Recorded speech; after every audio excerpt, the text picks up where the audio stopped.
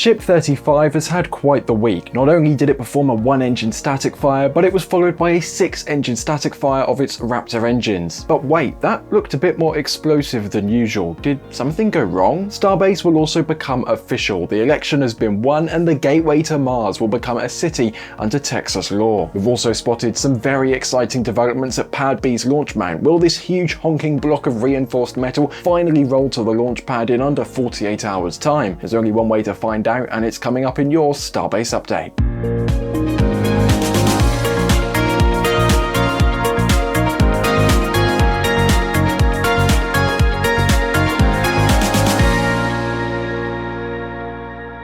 Before we dive into the static fire campaign of Ship 35, the progress on Launch Pad B, and the result of Saturday's local election, let's check in with some of the infrastructure projects that have progressed over the week in Boca Chica. Over at the high bay, SpaceX seems set on turning the structure into Swiss cheese before moving forward with demolition. It's possible that at some point they'll stop dismantling it into smaller pieces and instead topple the entire building into a safe area. For that, the building needs to be low enough to minimize the risk of hitting anything else. Go on, SpaceX, you know you want to. Another infrastructure update is the removal of the glass panels at the Star Factory's ring yard facing Wedge. This is due to the expected change in the building's footprint once the Gigabay is integrated, as the new structure will be so large that it requires more space at the entrance to avoid obstructing the ring yard's entrance. So quite a few changes are heading our way once again. On Thursday, SpaceX reached a stage in the Star Factory dismantling where it was time to topple a large section. In the middle of the night, you can see a substantial chunk suddenly vanish as that part is demolished. A few hours earlier, Caesar captured footage of that specific section of the Star Factory, and you can already see it's completely detached from the rest of the facility, with work underway to bring it down as they progress. Another intriguing item spotted moving around at the production site this week was a white assembly structure. Typically, these white components are linked to assembly setups, and judging by its form and shape, this could be a stand for dome work or dome assembly and welding. It's likely a part of the ongoing outfitting of additional Star Factory stations as SpaceX ramps up its vast production capacity to streamline the assembly line for more Starships. Delving a bit further into the Star Factory, we caught another glimpse of Ship 38, or rather, its nose cone. This nose cone appears nearly at the stage we'd expect before it's rolled out for sleeving and stacking in Megabay 2. You can see many of the corner TPS tiles fitted, most of the underlying layer in place, and of course its two gleaming flaps are present too. Alongside it was another Starship nose cone, likely for either Ship 39 or Ship 40, as well as the header tank for Ship 40, which was positioned nearby. Yeah, we're already into the 40s, just over a couple of years since the first hardware from the 30s was spotted. And on that note, just a few hours later, we saw the Ship 38 nose cone being moved out of the Star Factory and into Megabay 2.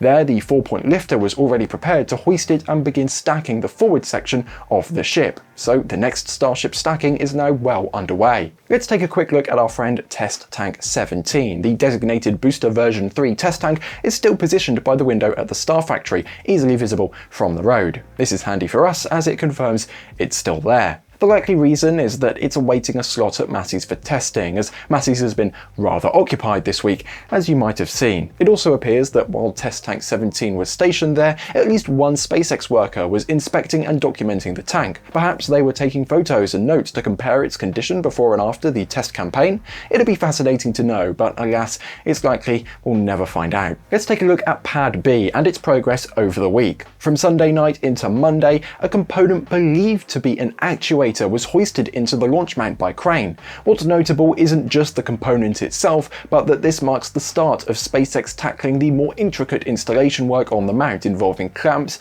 actuators, electronics and more. This is likely one of the final phases of construction before the mount is ready for rollout. In daylight, an arm was lifted, likely connecting to one of the hold-down arms and an actuator to operate the new hold-down clamps during release. This aligns with the installation of the hold-down arms we observed last week and the fit checks that were conducted. Speaking of hold-down arms, Pad B will require many more, as they'll be used around the entire outer ring. We anticipate a number of deliveries for these in the coming days and weeks. Here's another one arriving on Tuesday via flatbed. Still, more than 10 to go. On Wednesday, more tarps were put up to shield welding on the roadside section of the construction, as SpaceX workers began welding in that area too. Additionally, scaffolding on the left side started to come down. It appears SpaceX is nearing the completion of the mount's construction at the production site. Could it roll out soon?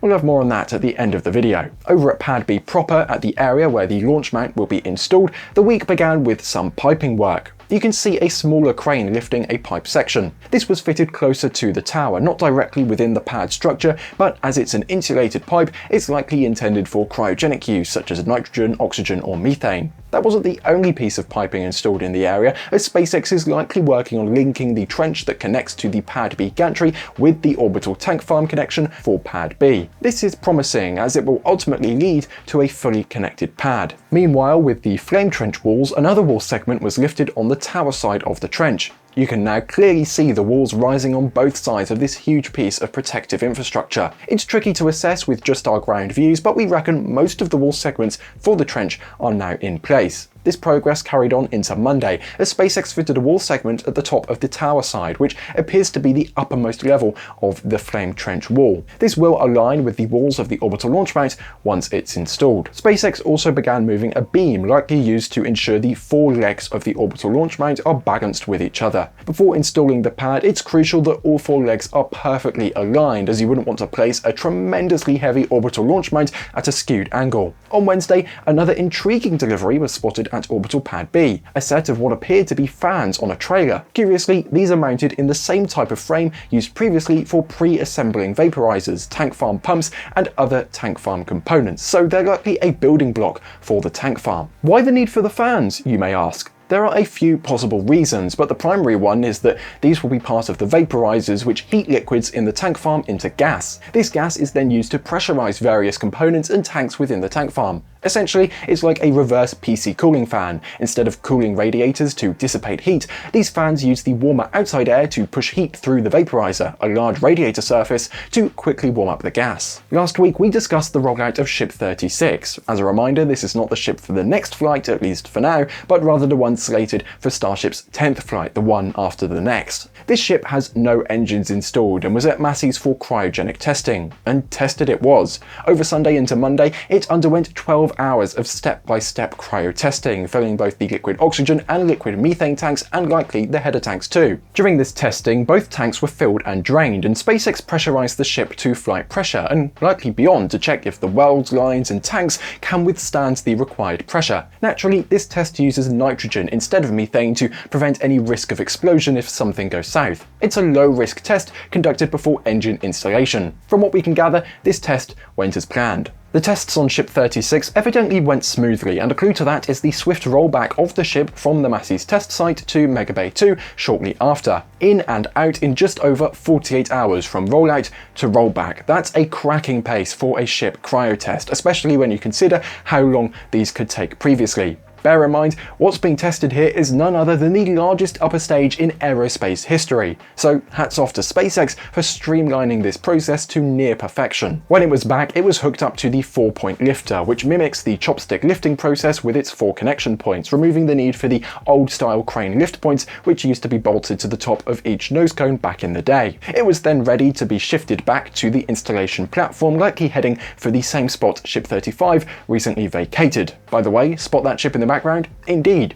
It's time to talk about Ship 35. We promised you some Ship 35 action this week, and I hope we haven't oversold it. It kicked off on Monday when the ship's static fire stand suddenly began shifting about at the production site. Later, it went exactly where we hoped. The crab stand was moved into Mega Bay 2, where Ship 35 was waiting. The moment had arrived. The ship was hoisted onto the stand in the Mega Bay, and it was finally time for the next upper stage prototype to roll out and conduct a static fire at the Massey's test site. That night, Mega Bay 2's door opened and we saw Ship 35 being hoisted by its catch pins and placed onto the crab stand as expected. This ship boasts a highly advanced heat shield, flaps, catch pins, and is equipped with 3 Raptor sea level engines and 3 Raptor vacuum engines. There are still a few gaps where SpaceX will fit last-minute TPS tiles, but overall the thermal protection system on this ship looks remarkably complete. All in all, this is one of the most sophisticated ship versions we've seen rolling out for a static fire test. And then came the moment we'd all been waiting for. Ship 35 rolled out of Mega Bay 2 and headed to the Massey's test site. It's a significant moment considering the upper stage for version 2 ships has had quite a challenging career thus far. Seeing whether SpaceX has resolved these issues and can move forward is crucial, not just for us fans, but for SpaceX too. Moreover, this ship is undoubtedly the critical factor for the next flight at the moment. Booster 14 has already gone through its static fire test, and it's kitted out with grid fins ready and waiting in Mega Bay 1 for its next move. Meanwhile, Pad A is looking as pristine as ever. As for the regulatory mishap investigation, it's likely the results from this week's ship testing that will guide any necessary modifications. Once this ship is fully vetted, it could be time for flight. Mere hours after its arrival, the aft flaps, the lower ones closer to the ground, were opened up. During transport, SpaceX keeps them tucked in to prevent movement, but now, with the ship at its testing site, it was time to deploy them. Naturally, opening the flaps isn't just for show or to look snazzier in photos, it's also for conducting flap tests. Both the aft and forward flaps underwent rapid movements in a 10-minute testing sequence. This is particularly vital for the plasma and atmospheric re-entry phase, where the flaps are the primary control for all axes of the ship's movement. This is part of the pre-flight testing we're keen to see. Next up, static fire. SpaceX wasted no time on Wednesday, as venting and puffing from the tank farm at Massey's was already underway. It appeared SpaceX was aiming for a static fire in the early evening, but the tank farm activity ceased again, which might indicate an abort, based on our understanding of previous test flows. Mind you, an abort isn't a catastrophe. They can recycle most of the propellants, and often it's an issue that can be sorted relatively swiftly. And true enough, the wait was brief. Just a few hours later, the tank farm fired up again, we saw Ship 35 being fueled, and then it was time for the static fire.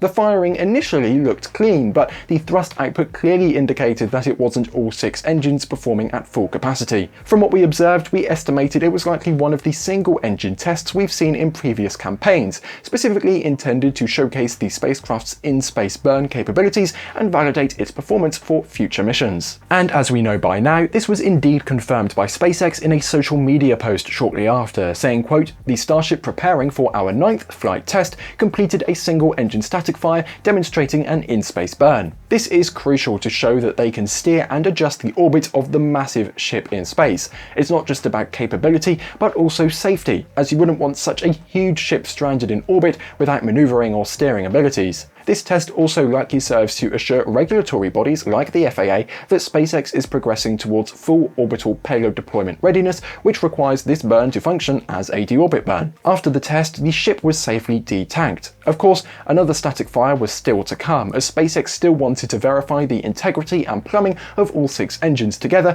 and possibly check if they've resolved the resonance issue that's troubled them for the last 2 flights. So it was no surprise when the following day, the tank farm at Massey's started spooling up for another round of testing. The road was closed and propellant started to flow into the fuel tanks to the degree that we could see frost and condensation rising as the humid Texan air reacted to the super cold cryogenic fluids inside. However, something was obviously not working correctly, as the propellant load was paused and then reversed shortly after. Reports on the ground indicated that SpaceX engineers were returning to Massey's, but the road remained closed, which hinted at a last-minute repair or modification to either the vehicle or the ground support equipment to allow for continued testing. Following an hour or so, the tank farm spooled up once again and propellant load resumed on Ship 35. Annoyingly, night had fallen by this point, but I guess we'd rather see a vehicle survive a nighttime static fire than be destroyed in a daytime one. And well, I guess we have to kind of decide the definition of survive. All 6 Raptor engines ignited for roughly 36 seconds, with the elevated thrust level clearly visible. After 36 seconds, a flash can be seen at the ship's base, followed by fire, before the ship abruptly halts the test. At this stage, we'll need to sound the speculation alert, as we're about to make some assumptions. Let's start with the obvious. This static fire was nowhere near nominal. The shutdown sequence appears to begin with Engine 5, a Raptor vacuum engine, flashing and then shutting down in a fireball. Compare this to the other static fire shutdowns, like let's say Ship 34's, and you will see a flash at shutdown, but it's far less violent and prolonged. The flashes we've become accustomed to over the years are brief, slight increases in local brightness, not a huge flash which overexposes the entire frame of most of our cameras trained on the ship. After the initial flash, thrust generation halts almost instantly, as visible on the left side where the plume is. While it's still orange at the base, no further thrust is being produced at this point. It settles for a few seconds, then a second flash appears, again from the bottom bottom of the ship. Following that, a few more seconds of fire are visible beneath the ship before the fire suppression system brings it under control, extinguishing the flames.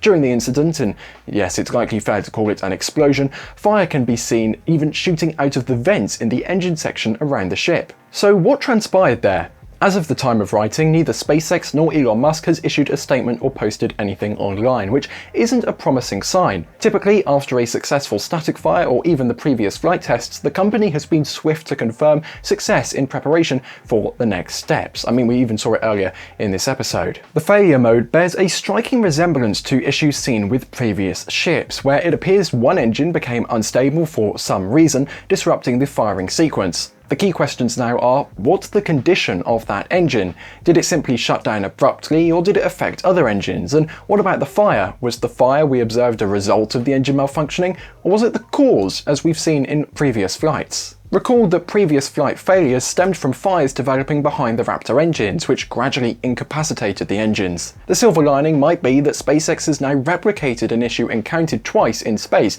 but this time on the ground. This could provide a clearer understanding and better opportunities to replicate and address the problem in the future. However, this is mere speculation, and we can only hope SpaceX or a SpaceX official will provide some clarity soon. So what's next? The first step is clear. SpaceX must inspect what went wrong and get to the bottom of it. To do so, they've rolled the ship back to Mega Bay 2, which is likely the best place for a thorough inspection. This gave us a prime opportunity to film the ship as it passed by, hoping to spot any clues. Unfortunately, with the stand obstructing the view, it's quite tricky to see or capture the Raptor engines clearly and determine if one is damaged or missing. Believe me, we did our best to find any photos that might reveal something, but alas, we couldn't. Back in Mega Bay 2, the ship was, of course, hooked up to the crane and lifted off the crab stand. Final confirmation the ship was indeed removed from the crab stand came when the stand was rolled back to the Sanchez area without a ship on it. So whatever comes next, SpaceX has opted not to keep the ship on the stand. As for what's next, there are several possibilities. The best case scenario would be that the incident looked far worse than it actually was, the ship is fine, and SpaceX can proceed with the testing campaign. This would likely mean a rollout of the ship and the booster in the coming days. The next best case scenario is a localized issue with a single Raptor engine. They might replace that engine and perhaps feel confident enough to skip a second static fire. Who knows? A less favourable possibility is that more than one engine was damaged, along with cables, plumbing or other components. This could require days, if not longer, of repair work in Mega Bay 2, followed by another rollout to repeat the test and verify the repairs. The truth likely lies somewhere in between, but this is definitely an observe and understand moment. SpaceX's next moves will shed light on what actually happened, so we'll be keeping an eye out, and you can too on Starbase Live. How bad do you think the situation is with Ship 35? Are we facing a multi-week delay, a couple of days delay? What do you think? Let us know in the comments below. One thing that might suggest there's no delay is the issuance of a new navigational hazard warning for the Indian Ocean shortly after Ship 35 returned to the production site. The notice lists a wide range of potential launch windows from the 8th of May to the 21st of May Central Time. It also indicates the launch will occur in the late afternoon or early evening, similar to flights 6, 7 and 8, ensuring good lighting conditions for liftoff once again. And it also means we don't have to be up all night for our live coverage. So you're probably wondering how this is possible, right? We just said the test didn't look right, so how could they schedule this if the test went poorly? Well, the paperwork was dated for the 25th of April, as you can see at the top of the document. This means it was added to the database before any static fire tests took place. This was SpaceX's original target date, set before any issues arose. It gives us a sense of how close we were to Flight 9 before the static fire. And when you think about it, it adds up. If the static fire had gone smoothly, both stages would have been tested by now, and it would have been a matter of rolling out to the pad, stacking, possibly conducting a wet dress rehearsal, and then launching. Only time will reveal how much this schedule will shift, but if SpaceX doesn't withdraw this navigational notice soon, it could suggest that the timeframe up to the 21st of May is still feasible. Of course, we'll only know for certain if more indicators and regulatory paperwork surface.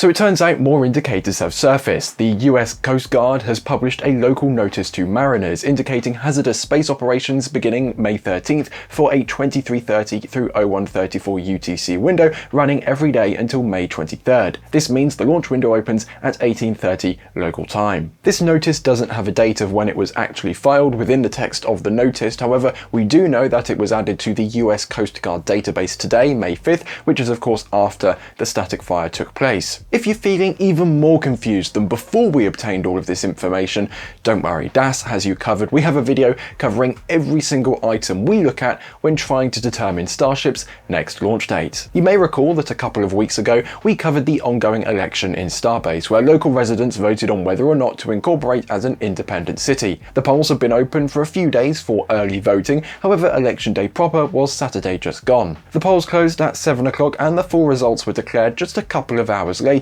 with an overwhelming 97% in favour of incorporation. This wasn't a total shock considering the overwhelming majority of residents are SpaceX employees. Of the total 218 ballots cast, 212 were in favour, 6 were against, and 83.4% of ballots were cast during the early voting stage.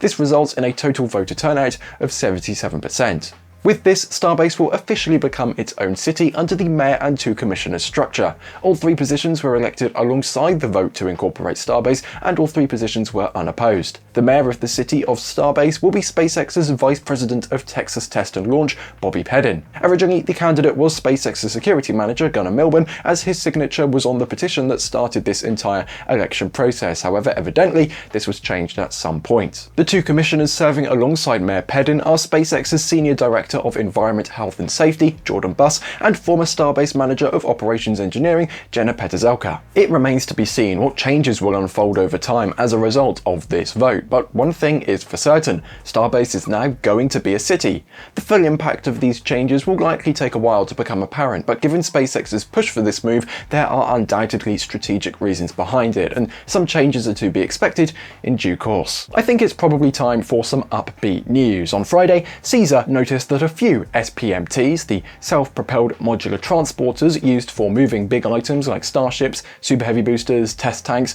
water-cooled steel plates, water-cooled flame deflectors, ground support equipment, need I go on, are parked right next to the new Orbital Launch Mount. What's more, the scaffolding is definitely coming down, and that's not all. The county has announced a significant road closure for Monday the 5th, the day of this episode's release, with a backup date for Tuesday the 6th. In a 6-hour window from 10 o'clock at night local time to 4 o'clock in the morning the following day, SpaceX may carry out a transport from the factory to the pad. While this could of course be Booster 14-2 ahead of the next flight of Starship, the more likely candidate, given the positioning of the SPMTs, is the rollout of the second Starbase Orbital Launch Mount to its launch pad. And yes, as you might have predicted, NSF will be live for this event as we try and catch all the fine details that the mount has to offer and see what insights we can obtain from a close-up view, so make sure to stay tuned for that. For now though, I've been Caton for NSF, thank you for watching, and goodbye.